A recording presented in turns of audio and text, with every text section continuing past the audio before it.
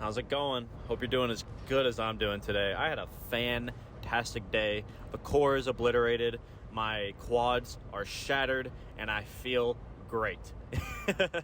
I got to lift hard, go heavy, have fun, just do what I always do. The weights were definitely pretty heavy today. I got up to 255 for 4x2 on clean and jerk. The first two sets I was not super happy about, but on the last two working sets, I'm very, very happy with the effort I got to put in there. I know this about myself, but every time I get into my dip and drive position before I go into the split jerk, I always go into it just slightly too fast, and it makes me come up slightly forward on my toes, just that slight bit, but it makes a difference, you know? And so just taking that second to get a whole big deep breath and staying there for a second, then reposition and then go, I was just hitting it right where I fucking wanted to. It is what I needed, you know? That's it. It brings the passion out twice as good, and it makes my shoulders feel way less obliterated than they did last week. Other than that, the squat was fantastic. 380 for 4x4. Definitely felt pretty tough after doing clean and jerks, but that's what the conditioning's meant for, you know? We feel great when we get through it, and I'm glad that I got to put in as much effort as I did. I think there was one set where I didn't have my feet set up correctly, and it just felt a little weird, but other than that, the drive was fucking great. You know, I had a really good core stability, and I was just going, you know? There's nothing better I could do. I was hanging out with my homie that, in the most not weird way possible, is 13, but he's really fucking cool because he shows up to the gym every day and is actually funny. And that guy was showing me memes the entire time I was doing my squat sets. And unironically, what a way to hype myself up. I know a lot of people get distracted, but just him running up to me every 5 seconds, being like, "Bruh, look," and then just us sharing a moment, and then me being like, all right, I have to hit these squats now. And it's also, it's so fun to lift heavy with the youth, you know? You know, we may not lift the same, and I may have a lot more experience, but it's always as long as you're showing up every day and putting in the effort, we're on equal terms, in my opinion. You know, we're just doing what we love doing, and we got to uplift each other. So it's really cool to see him progress and getting to push him with the experience that I've gotten across the years. So anyway, I digress. Physically, shit, I'll just give it a flat 8.5. That feels pretty good. I think it could have been closer to a 9, more like an 8.75 if I was more solid on the clean and jerks for the warm-ups and the first two working sets. But we live and we learn. This experience will make my clean and jerks in the future way better, and it'll be the reason that I get to just do so much better in the long term. You know, hopefully next time I will go into it with the best mindset I can to make every warmer set good, every working set good, and have that perfect equal plant on my split jerk. You know, that's the whole goal. And again, my core felt really good today, especially after doing a full snatch day yesterday. I was very, very happy with how my shoulders and my core felt. So, I can't fucking complain. Mentally, I will give it I'll give it an 8.35. Now, don't get me wrong. Even though it's less than physical, and typically my mental's higher, it does not mean I am in a bad position mentally. You know, 8.3 is a great position to be in. It's a great score. But yesterday, oh my lord, the amount of bullshit going on. I can always keep my head on straight, but everybody has those days where no matter how positive a mindset you have and how well you try to do, just one thing comes right after the other, and it just feels like it doesn't fucking end, you know? So what ended up happening with me was I had to wake up really early, go to the gym at a time that I did not want to go to, but we make it work, as I always say. I had to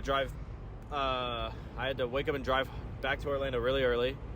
Had a final due after the gym. That was a group project.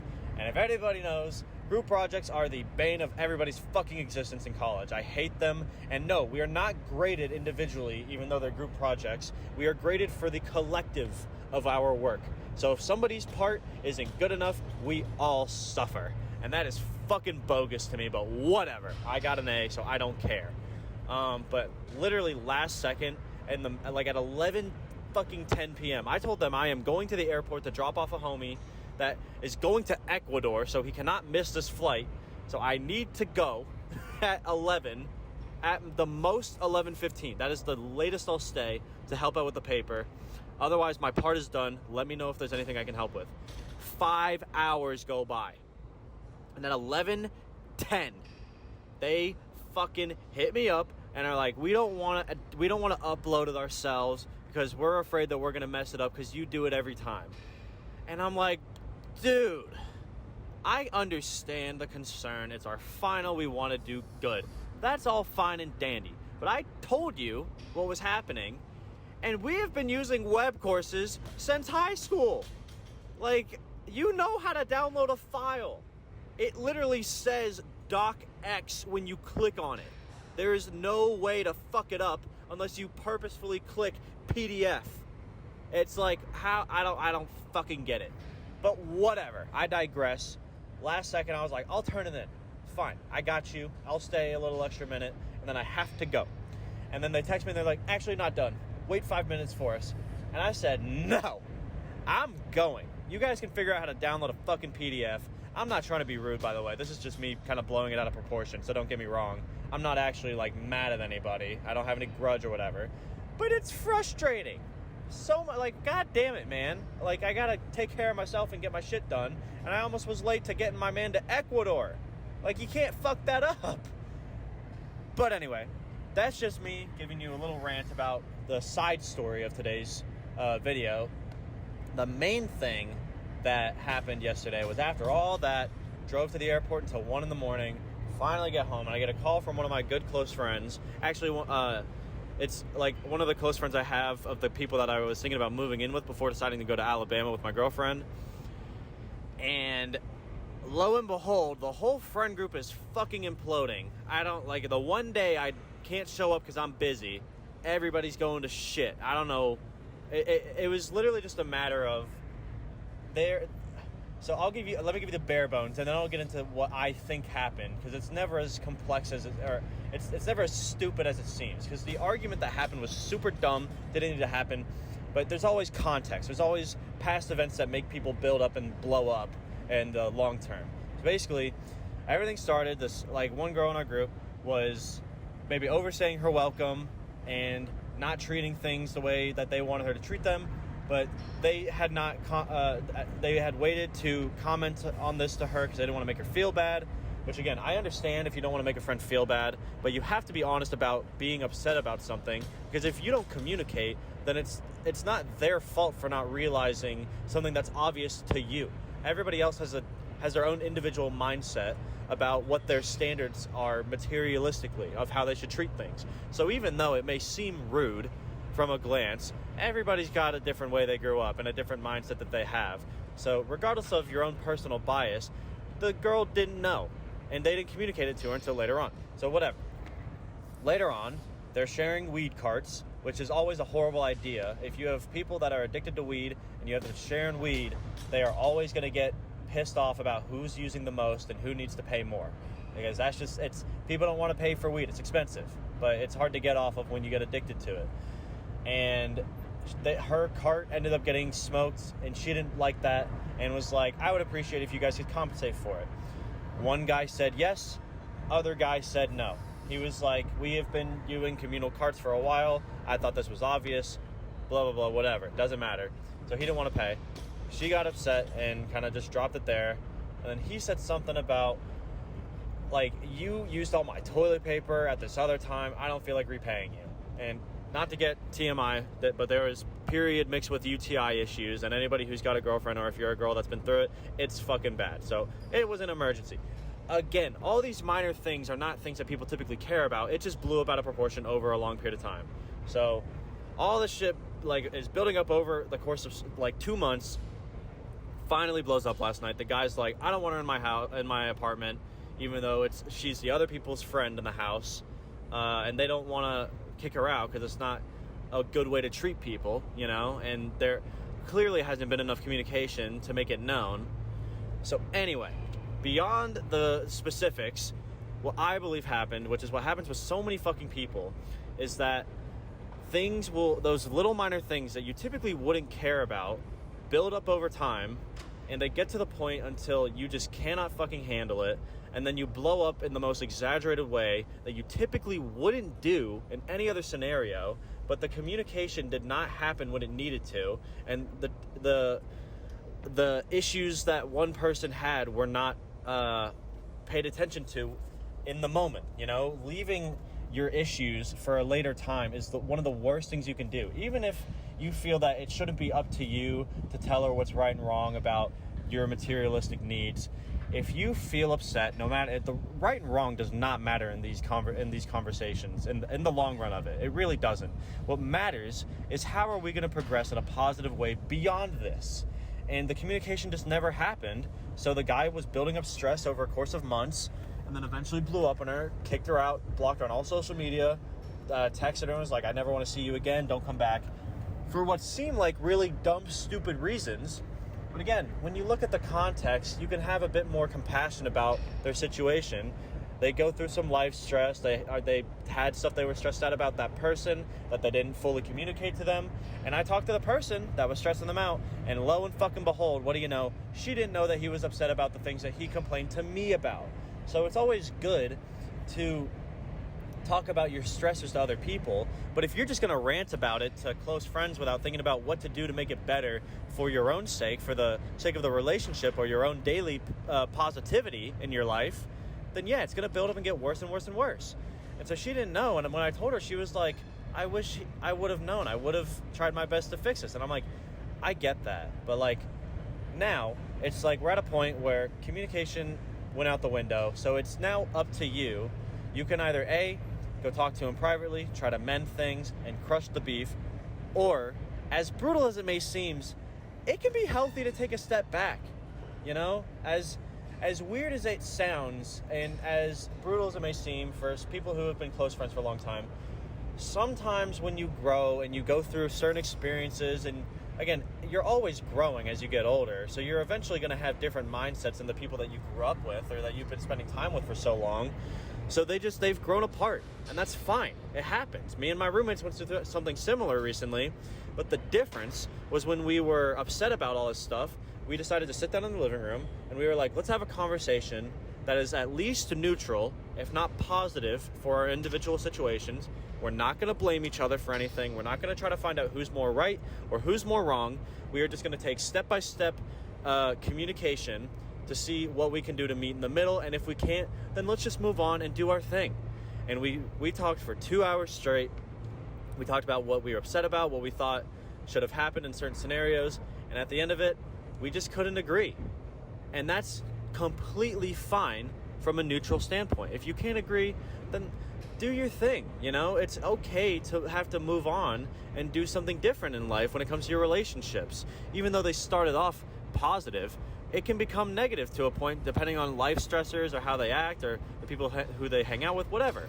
The way that we end up presenting ourselves in the end of it is what's important. It's making sure that you kind of tone down the emotions at the height of it and try to like really come together and be like, let's at least just talk it out, like really open up, try not to blame each other for 2 seconds, because we can go blue in the face all fucking day long trying to blame each other, but it won't get anywhere. It just doesn't. The only thing that matters is talking in a way that we can see what can we do to move forward in a positive way that will make us both better people. And we just came to the conclusion that we just don't work good as roommates. We can stay friends, sure, from a distance that's healthy to where we don't butt heads, but beyond that, you got to be realistic with the situations you have and say, okay, well, if I'm having mostly negative interactions with these people every day, maybe I need to rethink the way that I interact with them or the distance that I have with them right now. So many people won't want to change the norm of the people who they hang out with, especially if you're not as social as some other people, because it's hard to meet those kind of relationships. And so it can just be hard to make that move to actually move on.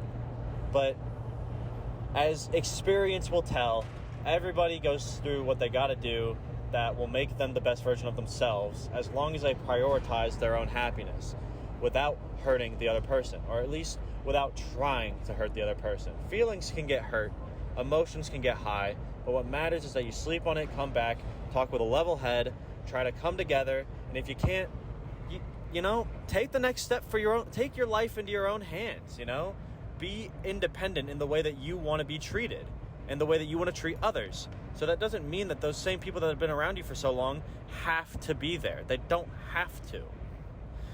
So anyway, I digress. I've been ranting for a minute. I know this was a bit of a long fucking story time or whatever, but long story short, some distance can be healthy. This is a similar situation I have with my own father.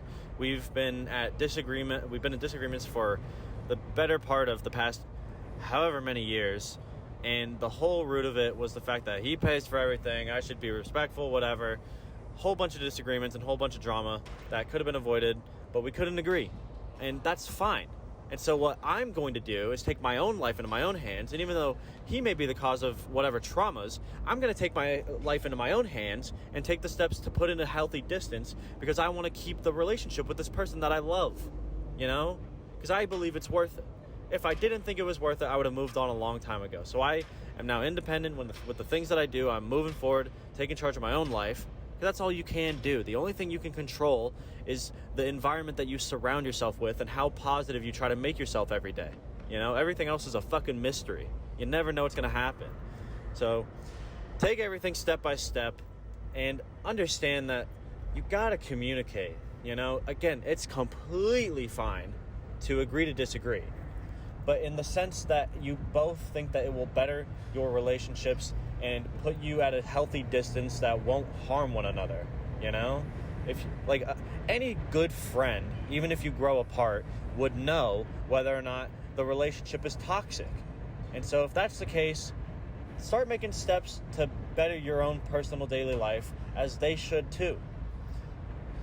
Anyway, thanks for listening. I appreciate whoever wanted to stick around and hear it out, because I just had it on my mind. I hate seeing friends go through this, but it doesn't change anything for me. I told them, I'll tell this to everybody, I love each and every one of my friends individually for their own personal reasons and the interactions that I've had with them.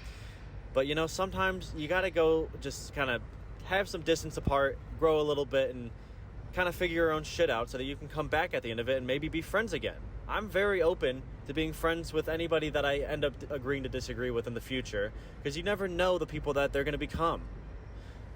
So let me know how your lists have been going and lives have been going. I love hearing about it. Let me know your thoughts and all that, whatnot. And tomorrow you will see me back here. I got snatch and bench, so it'll be kind of a chill day, a bit of a shoulder blaster, but again, the conditioning's fucking wonderful and I love it. So I'm just going to do my absolute damnedest to do my best and keep moving forward with as much personal positivity as I can for my daily life. So I'll see you next time. Bye.